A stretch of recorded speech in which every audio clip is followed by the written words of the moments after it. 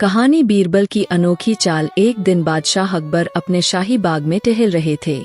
मौसम बहुत सुहावना था, फूलों की खुशबू चारों ओर फैली हुई थी। तभी अचानक अकबर के मन में एक अजीब विचार आया। उन्होंने सोचा, क्या वाकई बीरबल इतना चतुर है जितना लोग कहते हैं? क्यों न आज उसकी बुद्धिमानी की एक और परीक्षा ली जाए।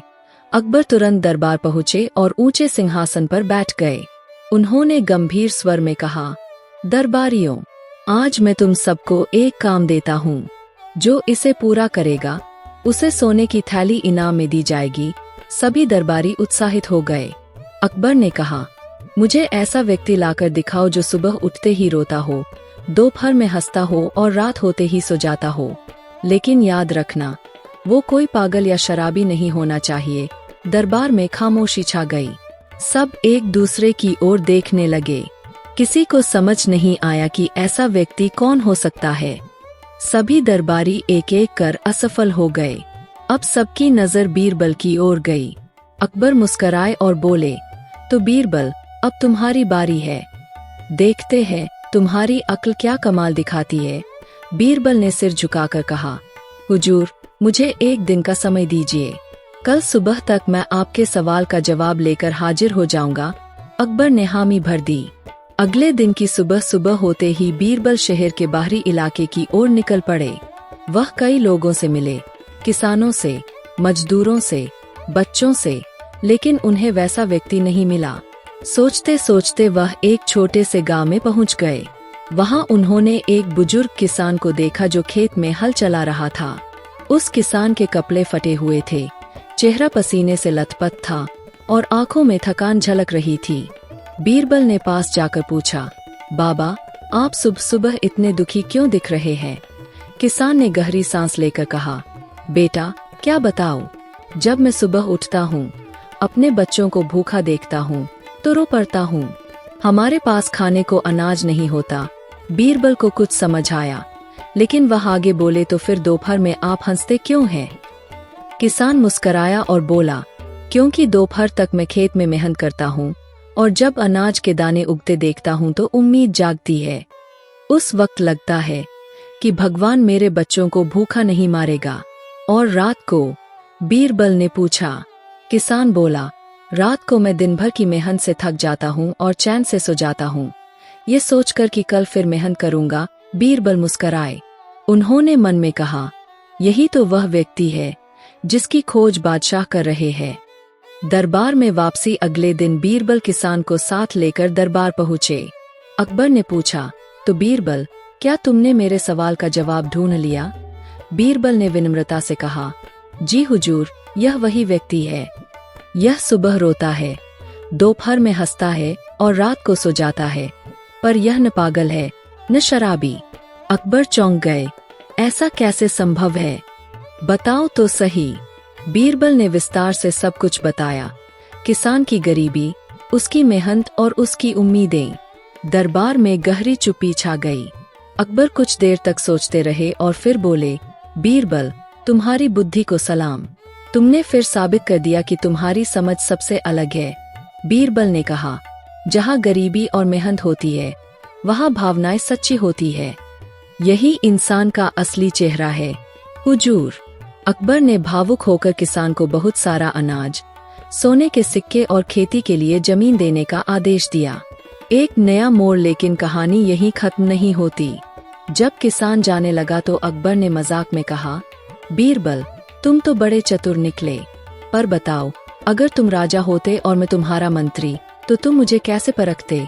बीरबल मुस्कराए और बोले, हुजूर, अगर मैं राजा होता तो पहले यह देखता कि मेरा मंत्री सिर्फ हुक्म चलाने वाला नहीं बल्कि जनता का दुख सुख समझने वाला है या नहीं। अकबर ने हंसते हुए कहा, तो तुम्हें क्या लगता है मैं वैसा राजा हूँ? बीरबल झट बोले, हुजूर, आप तो उस सूरज की तरह है जो सबको उजाला देता है। बस कभी कभी बादल, गुस्सा आ जाता है तो रोशनी थोड़ी देर के लिए छिप जाती है। अकबर जोर से हंस पड़े। बीरबल, तुम तो हर बार मेरी बातों को अपनी बुद्धि से मोड़ देते हो। कहानी का संदेश। उस दिन के बाद अकबर ने प्रण लिया कि वे अपनी प्रजा की जिंदगी को और बेहतर बनाएंगे। उन्होंने किसानों के लिए करों में छूट दी और खेती में मदद के लिए बीज बांटे। बीरबल की समझदारी ने न सिर्फ बादशाह को प्रभावित किया, बल्कि एक गरीब किसान की जिंदगी भी बदल दी। बादशाह ने उसी शाम दरबार में ऐलान किया, बीरबल सिर्फ मेरे मंत्री नहीं, बल्कि इस सल्तनत की आत्मा है। जब तक बीरबल है, हमसे कोई अन्याय नहीं हो सकता। सारा दरबार तालियों से गूंज उठा। बीरबल ने मुस्कुराते हुए सिर झुका लिया और कहा, जहाँ सच्चाई और करुणा साथ हों, वहाँ राज और प्रजा दोनों सुखी रहते हैं। सीख: असली बुद्धिमानी सिर्फ सवालों के जवाब ढूंढने में नहीं, बल्कि दूसरों के दुख को समझने में होती है। सच्चा शासक वही होता है जो अपने लोगों की तकलीफों को महसूस करे। अगली कहानी शुरू होती है। बीरबल और चोरी का आम। एक दिन की बात है। गर्मियों का मौसम था और अकबर का शाही बाग आमों से लदा हुआ था। हर पेड़ पर मीठे, रसीले आम झूल रहे थे। बाग की देखभाल का काम एक खास माली को सौंपा गया था, लेकिन कुछ दिनों से बाग में आम चोरी हो रहे थे। अकबर को जब यह बात पता चली तो वे बहुत नाराज हुए।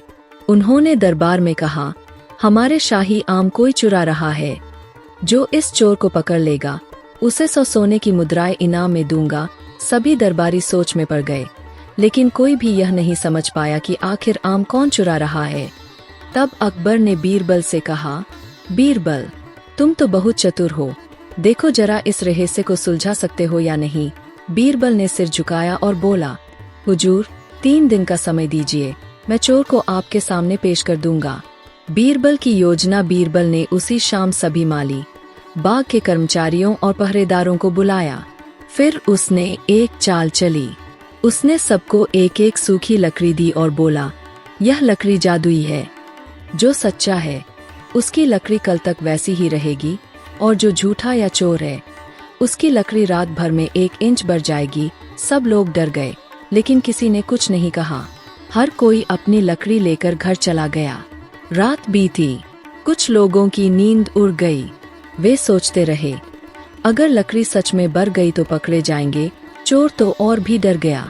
उसने चाल चली, अपनी लकड़ी को थोड़ा काट दिया, ताकि सुबह अगर बढ़ भी जाए तो बराबर दिखे। अगले दिन दरबार में सुबह सब लोग दरबार में हाजिर हुए। बीरबल ने सबकी लकड़ियां देखीं। सिर्फ एक व्यक्ति की लकड़ी बाकी सबसे छोटी थी। बीरबल ने इशारा किया, हुजूर, यही है आपका चोर। अकबर ने हैरानी से पूछा, पर बीरबल, तुमने कैसे जाना?